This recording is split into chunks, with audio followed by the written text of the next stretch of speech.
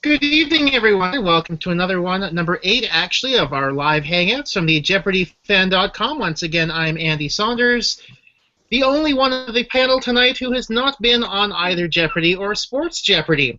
So our panel tonight, I'd like to introduce the following people. First up, you're going to see Terry Pose. She won a couple games in the last couple weeks. I know it's been a little bit of a time since we've had one of these hangouts, but for our first panelist is Terry Pose, then Sean Che. Welcome, Sean. My co-blogger at thejeopardyfan.com, Jeannie Kankel, welcome back. Another big welcome back after his slight trip to Los Angeles, Ben Ingram. And then Alex DeFrank, and who was on episode 2 of Sports Jeopardy. Sorry about that. There was apparently I had the live hangout going in the background, and I managed to hear myself. So we are going live, which is always nice. So yes, we have Terry, we have Sean, we have Jeannie, we have Ben, and we have Alex. First up in Jeopardy news, another one of our multi-time panelists, Colby. Colby Burnett. He won a couple tournaments. He's also been on our panel a couple times. He has been cast for King of the Nerds on TBS, their next season, which begins in a few weeks on air. And congratulations to him. Apparently, well, I hope he'll do pretty well. How does the panel think he'll do? Any ideas? Any thoughts? Jeannie, you or Ben? Ben has his hand up. Let's. Ben thinks he'll win? I'm saying he's going to finish number 1. Not because he's a nerd, but because he knows what he's doing.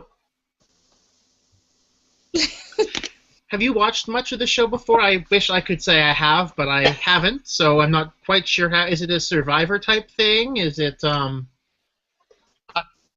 Maybe that other than that, I don't know. Has anybody seen it? I saw one episode and they played chess with very large pieces, and that's all I remember. But I'll be watching coming up, that's for sure. Yeah, me too.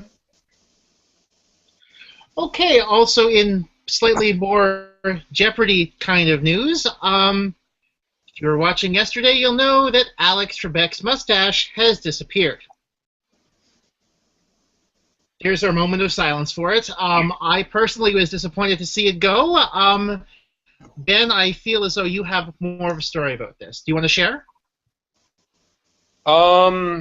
He mentioned why he got rid of it. I think there's like 3 or 4 different stories, but whatever. The story he told us was this. He was shaving without a mirror. Shave. Uh-oh. And no more mustache, but like you said, he could always grow it back. But I do miss the old afro and curly mustache days. I don't think he asked us what we thought of it when we was out there taping, but I was diplomatic. I said I like you better without it, which I do. But the curly one, man, I miss it. That's all right. Unfortunately, I don't think we'll ever see that much of a mustache again, which again I would say is disappointing. I suppose it's probably a good spot to move on to Alex and his appearance on Sports Jeopardy episode number 2, which aired a couple Wednesdays ago. Yes, He holds the lead so far in the race to the top 3 in the $50,000 at 22,401 points, I believe it was. Is that correct? 22,001. Oh, 22,001. My bad. Give you an extra 400 there. Yeah. 22,001 after he missed the Alex Hammond final, I believe it was. I like to think I know sports, but I didn't know his name either. So I thought that was a difficult final for you. And first of all, what were your thoughts on being on Sports Jeopardy? How was Dan Patrick as a host to you? Great. He was really nice. Between tape, I guess, and the commercial breaks, he was talking with us. We were just having a good time. He was really nice. Also, much taller than I expected. I'm about 6'1". He's easily taller than I am, so he's probably 6'3", Oh, really? 6'4". Yeah, no, I didn't. I guess just watch on TV. He's always behind a desk, so you can't tell, but he's a tall guy. Good to know. I mean, you had a Sorry. bit of an. Sorry, go ahead, Jeannie. Oh, I just my audio is kind of choppy, but more. I think we're having some technical difficulties with your audio there, Jeannie. I apologize for that. Okay. I'm thinking we should go on to talk about Alex's game a little bit. You had a bit of an inauspicious start. Apparently, Pete Rose is now a Baseball Hall of Famer. I'm saying he should be. No. And I said it. I read the question. It's all Hall of Famer. I was just, God. What? First question jitters. I was just trying in there, and then I was thinking something about buzzing in first. I buzzed in, and realized I didn't really have an answer. Oh, you turn, and then Pete Rose, and then read the question, how wrong I was. Well, I mean, I guess first question jitter certainly is a good excuse. I'm sure you're not the first person to have that, and you won't be the last either, I don't think. Though I will say, I think myself and a lot of the other people who are watching were big fans of your aggressiveness on the daily doubles. I know Dan Patrick was making reference to it, especially with trying to position yourself for the top 3 in the 50,000. I presume you wish you had bet a little bit more on your 2 in Double Jeopardy? Of course. I mean, that's only because I got him right, you know. I wish I had bet nothing on the Final Jeopardy because I didn't know it. But I think about when I was watching, I was like, man, I should just bet all, at least on the first daily double in Double Jeopardy, because there's still so much time left to get those points, earn them back. But I don't know. The reason I did bet more is both of the categories were kind of vague. They were like sports milestones of the 60s and like phrases and like catchphrases, I think was the other one. So that if it were a specific sport, I would have felt more comfortable betting more. But because it could have been in any possible sport, Did you know what the scores were? Like the top 3? Well, it was only the second episode, but yeah, and it was only the second episode taped. So no, I didn't know that I still. So in cricket, it'd be like you were setting the target. Yeah, that was my idea, and my idea was to get more, but just whenever it's time to put the dollars in Jeopardy or points in Sports Jeopardy on the line, it's hard to bet more. I wish I had. I bet 6,000 and 5,000 on the 2 in Double Jeopardy, but. Did you know every sport going in, or study every sport going in, or are there particular sports that you were really hoping did not come up or would not come up? Tennis. Well, That was bad. tennis and horse racing. I know I went over on those 2 categories, and as a group, I think we only got 1 question in each category. But I studied a lot of hockey, which did not really help me out because I only got 1 of the 4 they asked. I didn't quite make it far enough in history because I was doing like a comprehensive season by season. I made it to like the 80s, but that wasn't enough. And then baseball too. Older baseball, I didn't know a lot, so I tried to do more research on that, and it did benefit me. I think there's a question about Connie Mack and Dizzy Dean was one of my daily doubles. So Yeah. Yes. Can I interest you in a book about baseball history, perchance? Selling books. We can talk about that a little bit later on. Let's see. Oh, yes. One question about the rules that Jeannie was trying to ask before her audio cut out. We're kind of wondering, the tournament at the end, does it include winners only? Or does it include if for some reason second place's score in 1 week happens to make the top 3? Is that going to be? Is that second place score going to make it in, or do you actually have to win your game in order to be eligible for the 50,000? We were told it'd be winners only. We asked that question that day, and I think it was Maggie said it would be winners only. Okay, and are you still studying in case your score holds up? I'm studying a little bit. I really don't expect it to hold. I just think you take 50 people. There'll be three who bit more on the daily doubles than I did and get Final Jeopardy right. I'm studying a little bit, but more kind of the way you're supposed to study for a test, where you study a little every day. Because going into it, I planned as much as I could and about the proceeding. But I'm studying a little bit, just in the hope that I get on. But I don't think that score will. Might help if you go on the Alex Trebek show. Who knows? Yeah, right.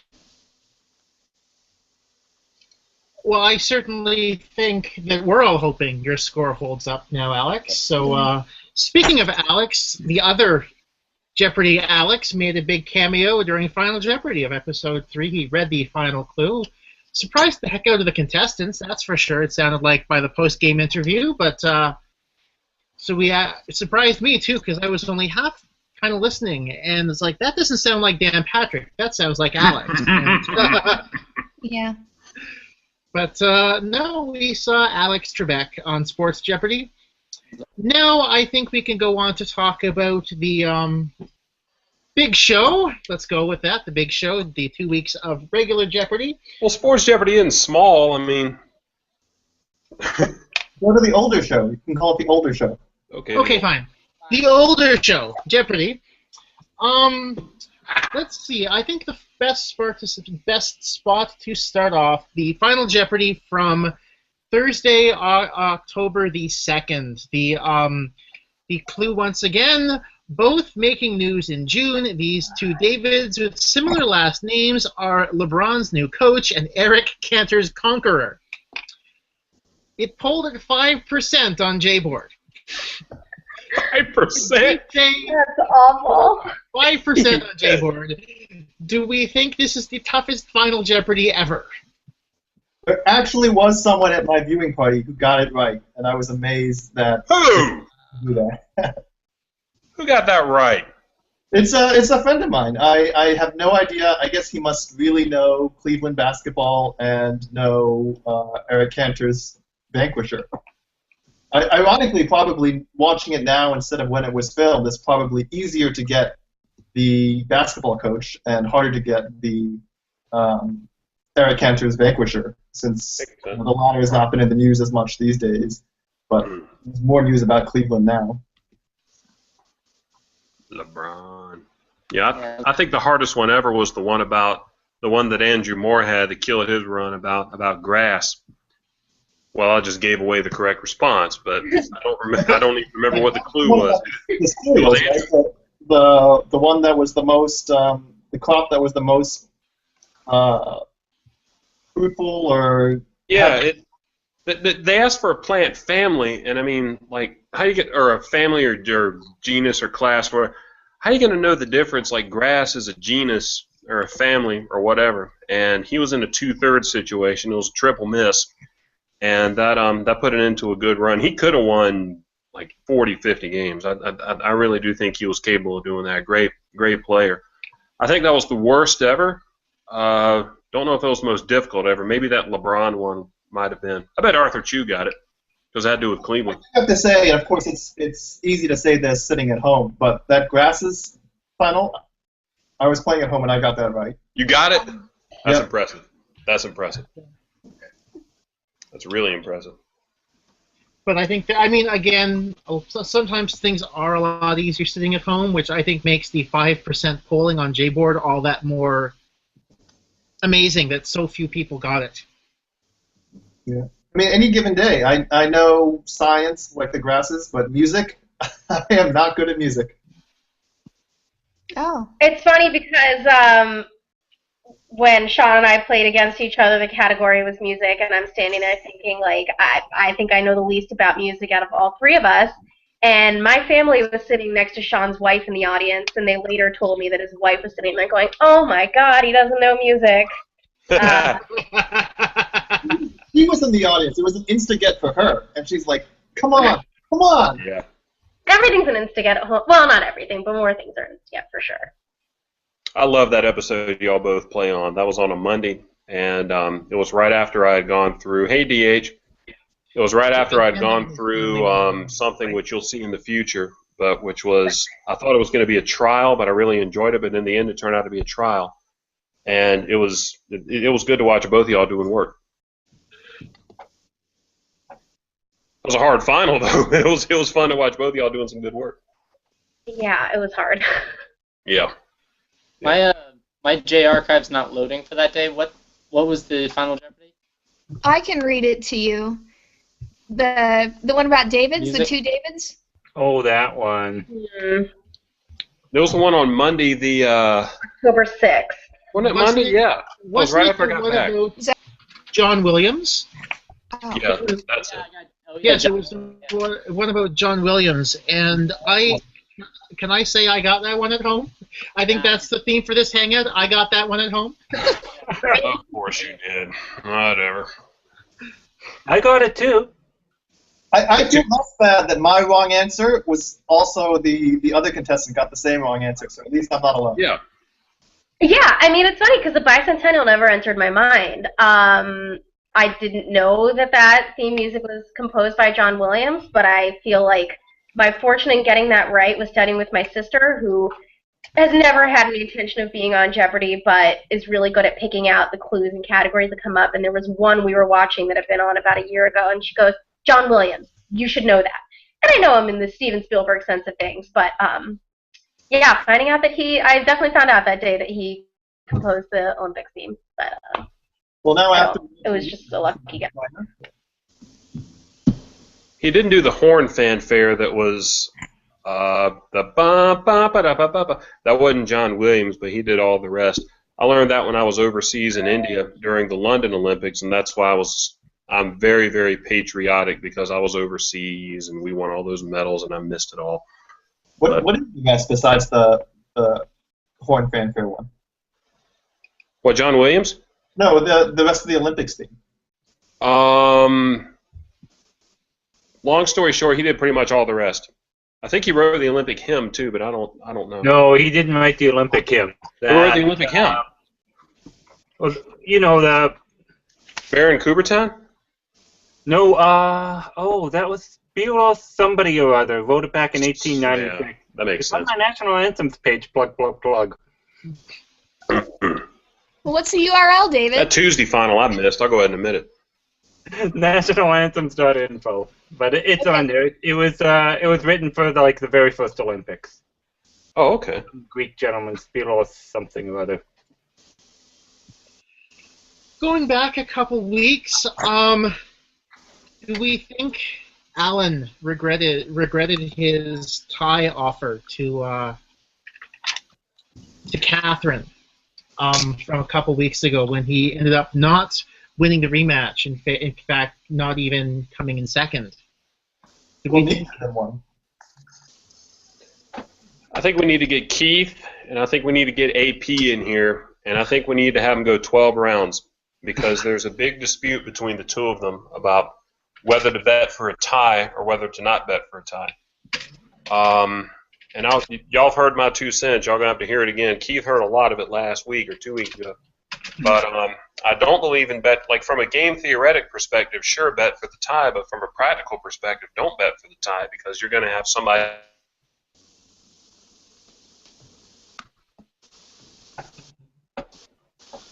Better to have someone fresh off the boat and scared. Yeah.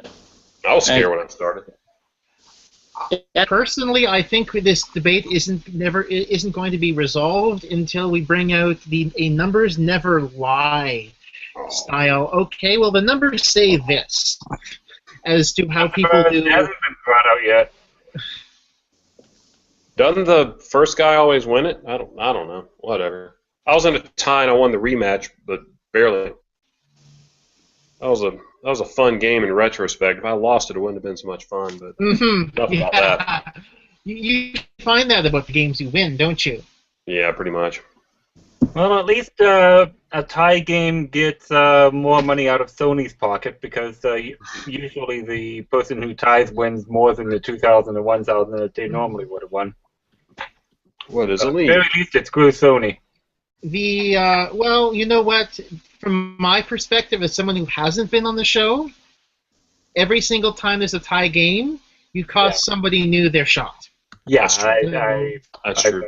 Bring that up, yeah. I cost Molly Kossoff her shot, but she went on later and won, I think, a game, and I think 5 figures. So, whatever. When they have a tie, the person they boot off is always, or at least my understanding is always a Los Angeles resident. And then they're called back a second time, and if you're booted off once, you'll never be booted off again. So I guess you cost someone their shot, but it's sort of, you would have to cost, you don't cost the LA person because they'll get their shot again. You cost the person who would have been called, but for that LA person getting called back. So it's sort of two levels removed from you. So it makes it more abstract, I guess. Yes, but somebody is still missing out on being on the program because of the tie. And I think that was the point I was trying to get at. I haven't confirmed this for myself, but apparently Daytime Jeopardy. They've been rerunning Arthur and Julia's episodes instead of going exactly 1 year back. I don't know who they are. No, I'm kidding. I definitely know who they are. Great players, and I got to meet them in person, and they're good people too. But what do you guys feel about Daytime Jeopardy running their episodes rather than what they used to do, which was running the episode from 364 days ago and just seeing some random schmo from South Carolina instead of seeing Arthur or Julia? I have no idea what they're going to do after Julia's run in late October, but for now, that's what they're doing, and I just want to know what you guys thought of that. Well, I think personally, they obviously think they can get better ratings from airing Julia and Arthur than some random schmo, so they're going to put together some random schmo. Or, I mean, Julia and Arthur, I mean. But, I think that's just... Go ahead, Ben. Oh, I was changing the subject. You go ahead and finish. No, that's fine. I didn't really have much else to say anyway, so yeah, you were going to change the subject. I was going to say that a good get, but I don't think Terry's with us anymore. Did she drop? Or? No, I'm here. Oh, okay, there you are. Yeah.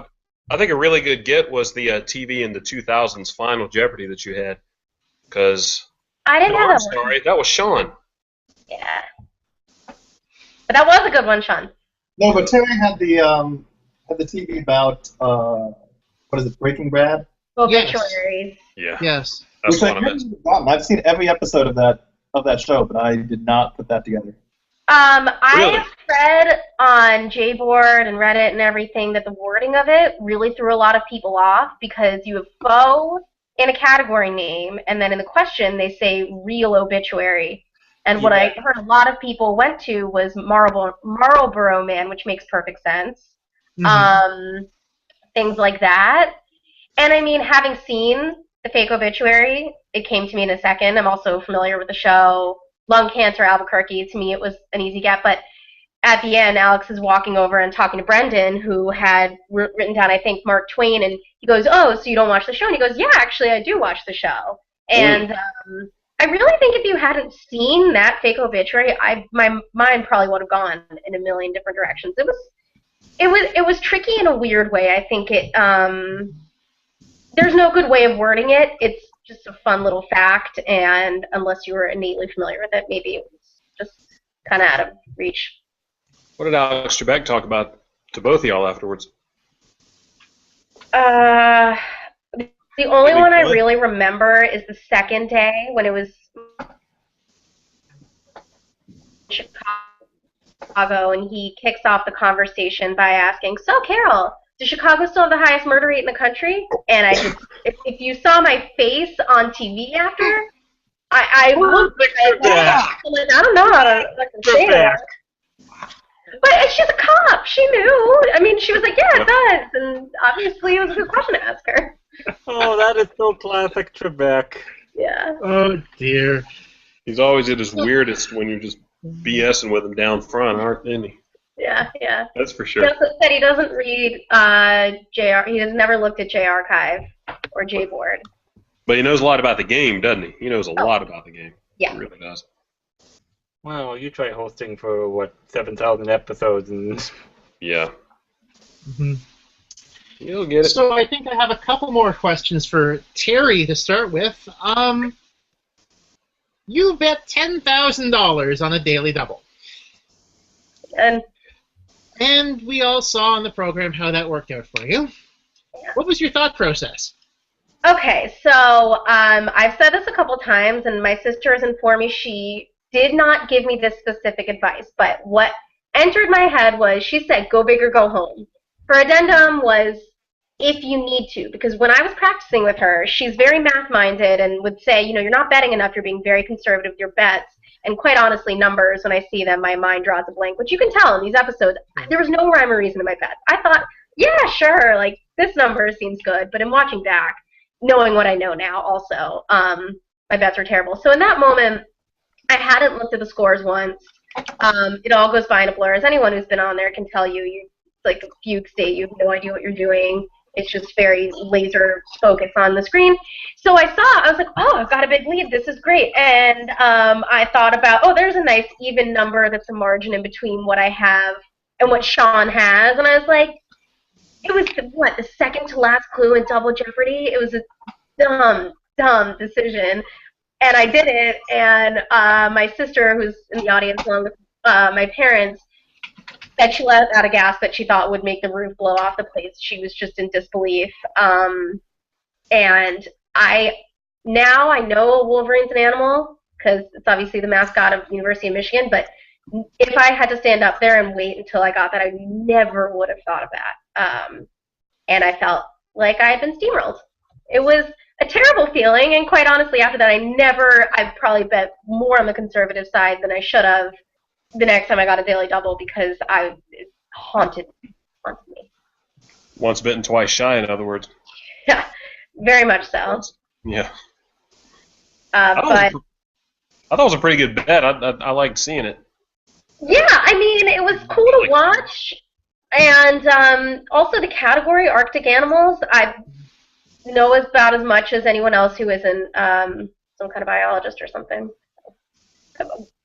There was no thought process behind the kind of question that would show up either. Now, losing $10,000, did that kind of affect your bets? Your betting in any of the other two games? Absolutely. Okay. Yeah.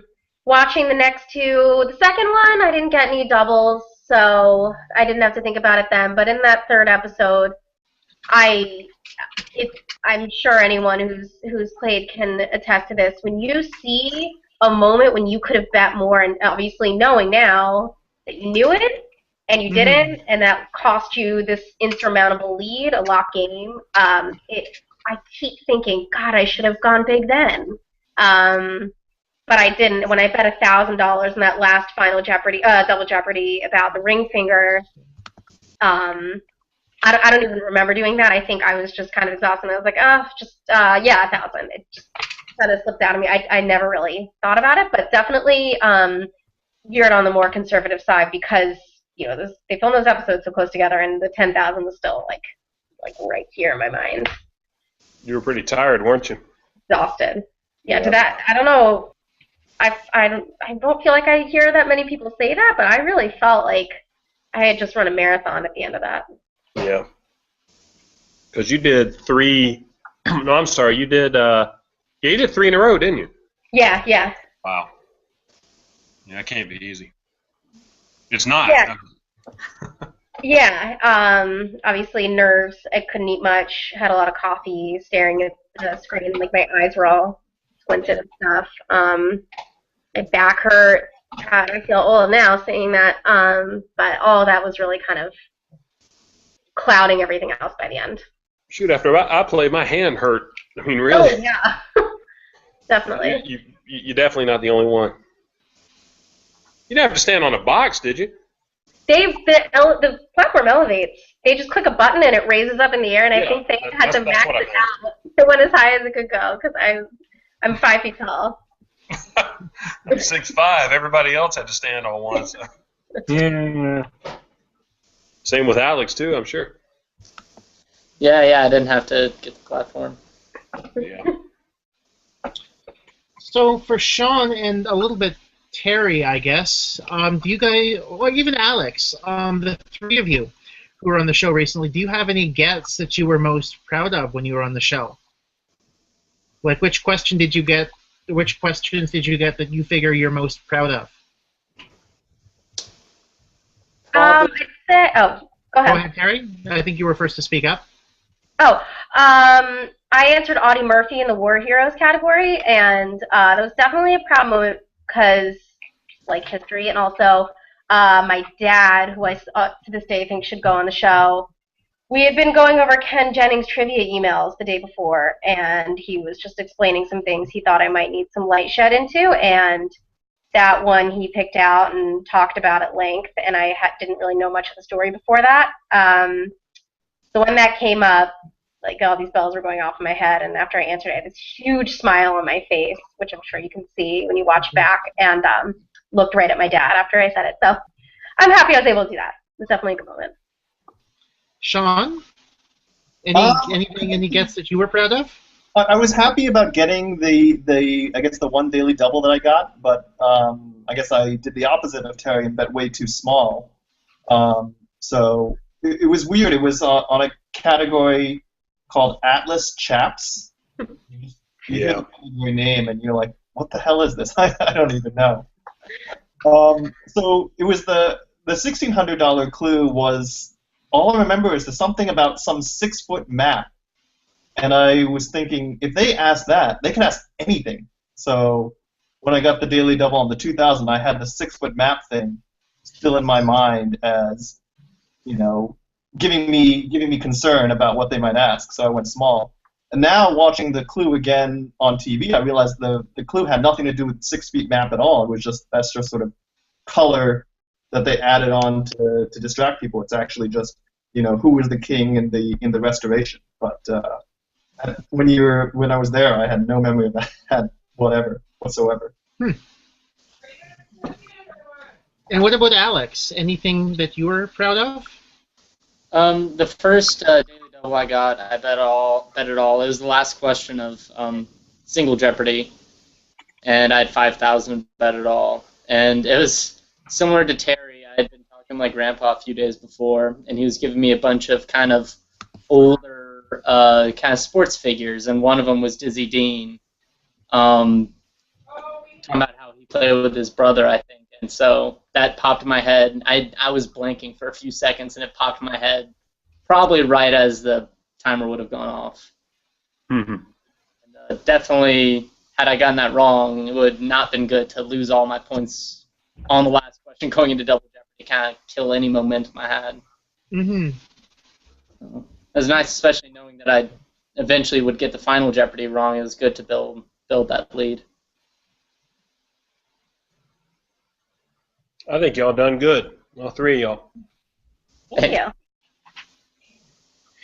So, Terry and Sean, do you have any plans for any of your prize money? And I guess Alex as well, but you're not getting as much prize money, at least so far. Haven't gotten anything yet. Well, I mean, neither of you will be getting your prize money, or any of you won't be getting your prize money for a few months anyway. But when it does come. Actually, on Sports Jeopardy, they do it earlier now than the regular Jeopardy, I guess, because it's less money they have to pay out. But I got mine in the mail today. So wow. I'm spending it here. So, do they take out for taxes? How much do they take out for taxes? 7%, I think. It's like the California non-resident tax or something. I don't know, but 7%. Oh, that's it? Y'all are going to Well, I mean, you're going to get it out. You're going to have more taken out when you file taxes later, but yeah, you're going to owe a hell of a lot more than 7%. Just trust me on Yeah, I think like the states take out a tax to like your specific state, whatever. They'll get you. And federal and all that too. But in terms of what's on the check, withheld 7%. Do you live in California? Me? No. No, I live in Brooklyn. Oh, cool. That's where Dan Pawson, Roger Craig, and Keith Williams live, so tell them, hey.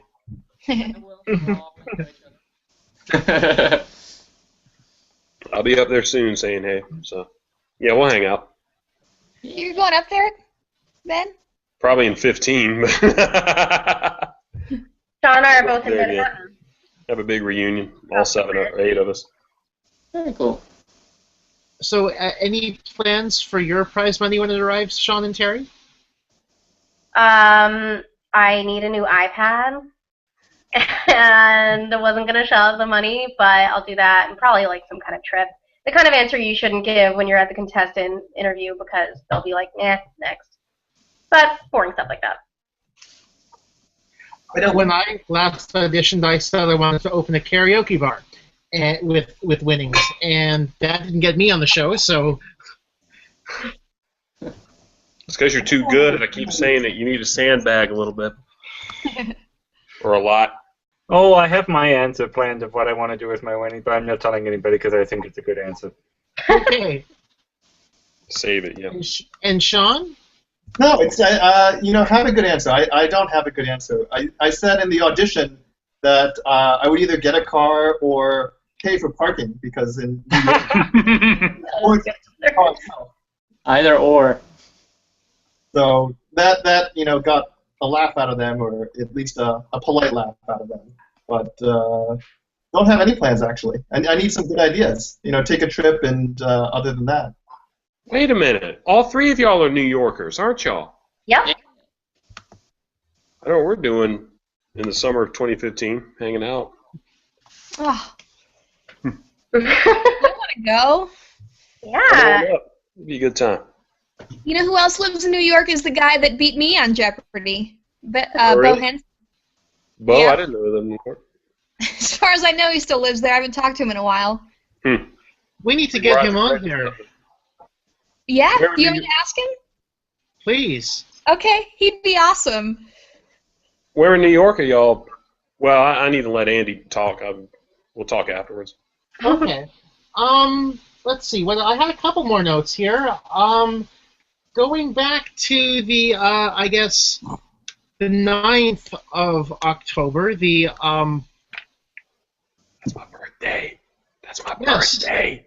yes, one of the, I think it would have been, well, in any case, there was the question with the periodic table and the authors. Oh, yeah. And there was C.S. Lewis and also the other author C.L. Lewis that apparently gave credit for C.L. Lewis. And I was kind of personally flabbergasted when I saw that when it aired, if only because, like, how known is a C.L. Lewis as an author? It seemed like there was a lot of Googling on my end to try to figure it out. To me, it's like, oh, Andy Saunders is an author. We have to give credit for that now. But am I the only one who thinks that? I don't think it has to pass any kind of notoriety test. It just has to pass the Google test, as far as I know. I'm pretty sure that whoever answered CL for C.L. Lewis didn't really mean the actual author C.L. Lewis, but they can't dock her for it because it's an actual answer, So it doesn't have to pass any notoriety test. That's just my take. Normally I'd say yes, I'm trying to Google it, and it keeps coming up with C.S. Lewis. Mm-hmm. Like, I'm not even getting CL on the first couple pages of Google. It's just a lesson to the writers to write the clues tighter. Like when they had the other Roman numerals thing, whatever, last year or what have you. There, they wrote the clues in such a way that it was unambiguous. There was only one right answer. Yeah. Here they just seem to fall in love with the idea of initials and say, hey, who can we have as initials, and turn them into element names without actually seeing if that was the only answer. Mm-hmm. Good idea, but poorly executed. Yeah, speaking of the writers, Dan Patrick, at the beginning of the third Sports Jeopardy episode, asked for the writers to get a standing ovation. And my first thought was, they've written a whole bunch of weird clues lately. Are they deserving of one? Woo!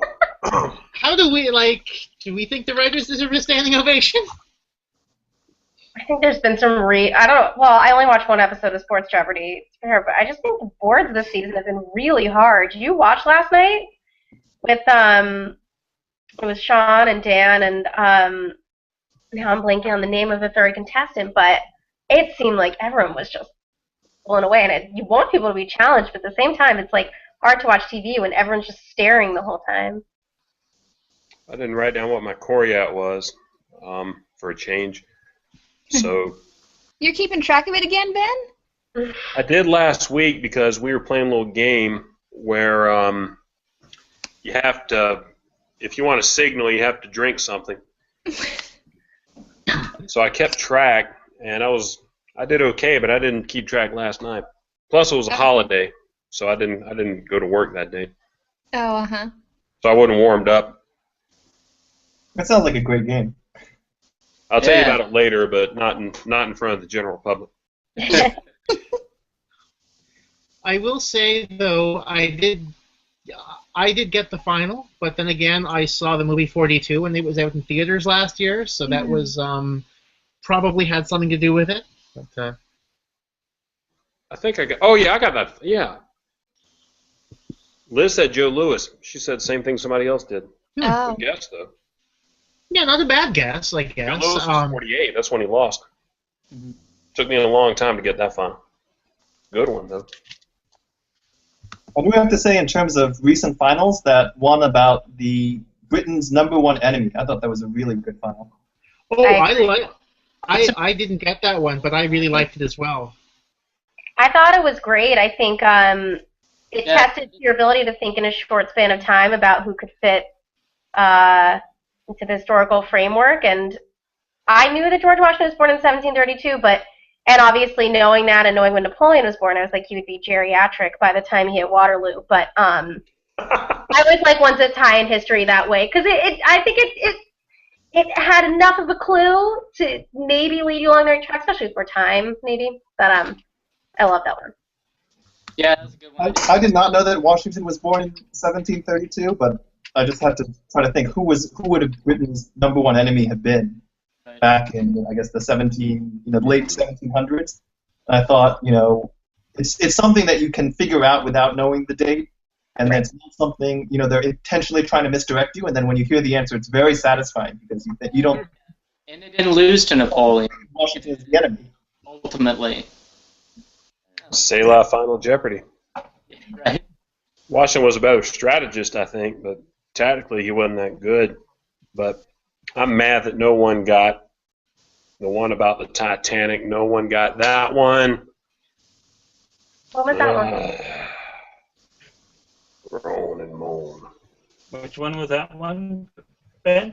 It said it was a $2,000 clue, and I was going nuts. Oh, the White Star Line, that one? Yeah, the White Star Line. Oh, Which don't yeah, exist forget anymore, about it. I kept thinking Cunard, I kept thinking Queen Elizabeth, Oh, you were thinking Cunard, yeah. But I knew that was right, and I, at that point, was not going to waste $2,000 on a guess. Good thinking. Very good thinking. But, looking back, I'm surprised that no one else got it. Where was that on your game? Yeah, I think that was on the Wednesday game. It was on the Wednesday game, that's right. That was a hard one. Though I think Ben tends to get upset whenever people miss questions about ships for some reason. I'm going to start doing that. Ships, bridges, and Antarctica. I've noticed that you seem to have a liking toward when they ask about ships. Well, yeah. Yeah, I guess. No, I can't find much to criticize these folks about because they're good players. So I got to give them a little bit of the baptism of the business, if you know what I mean. I'm sure they get enough of that online, but yeah, not knowing about not getting Don Quixote was a painful moment for sure. Don't worry about that. That was a tough one, I thought. Well, I don't know how anyone else feels about it. I'd be curious to hear what was more helpful in studying, because I read that in high school, and I was like, okay, 1605, Cervantes, Sancho Panza. I knew everything about it, so every time it came up when I'd be reading or preparing in any way, I was like, I don't need to know that. But I had never read Robert Louis Stevenson, so Mr. Hyde, that was what came up. But I don't know if anyone else feels that way about things they knew or things they taught themselves. Obviously, Alex, learning about those old-timey baseball people helped you, but I don't know about anyone else. Hmm. Yeah, I can kind of concur in that some of the subjects that I really studied, I did well in, and some of the stuff that I thought I knew, I ended up not getting those questions. Like, I thought I had basketball covered, that's what Final Jeopardy was, and I didn't get it. So, I mean, sometimes it's almost harder to study for stuff that you feel like you already know pretty well. I don't know. If you study too much, go ahead. No, you please, you speak, Ben. I was just going to say in by 3 seconds, if you study too much, you screw everything up. So, if you're good enough to get on the program in the first place, just go with what you got. But that's me. You can study and know the book, know the author, know the date, and then not get the quote or put the pieces together. Okay, I think we've been on air just under an hour now, and I think my notes are out of questions. Does anyone else have any questions for any other panelists before I sign us off? Just to reiterate, it was fun watching all y'all, and it's awesome to meet y'all in person. I think y'all all did a good job. All y'all won. Yes, that is true. I think we have 3 winners on the show, on the panel this week, which is always nice. But win, lose, or draw, if you make it on there, I think it's an achievement. Oh, yes, definitely. Yeah, for sure. Okay, so we'll be on again next time on Saturday at some point, I believe sometime on the weekend, discussing this week's worth of shows as well as tomorrow's Sports Jeopardy on Crackle. I'd like to once again thank Terry, Sean, Jeannie, David, Ben, and Alex for taking part in this week's panel. Once again, I'm Andy Saunders for Jeannie Kenkel and everyone else at thejeopardyfan.com. Thank you for tuning in, and have a great night.